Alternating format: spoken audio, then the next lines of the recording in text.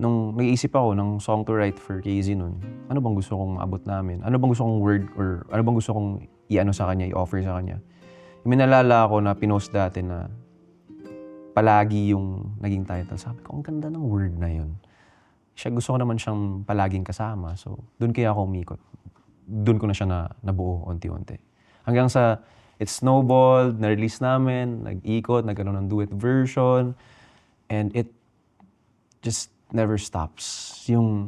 Alam mo yung reach nung kanta parang Di wala na, tumitigil. hindi mo na siya makontrol. At yung binibigay sa akin ni Lord na mga bagay, yun yung sabi ko nga kay Case, sabi ko, alam mo yung everything that your hands shall touch shall prosper. Yun yung parang na-experience ko ng time na yun. Na parang lahat ng gagawin namin, tama. Nag-branch out na yung maliit na ganun. tinanim mo. Yung tama. Yung tumubo na siya na parang kahit saan na siya. nagsanga-sanga na. Sanga-sanga na siya. Tapos yung oras ang ayon sa'yo.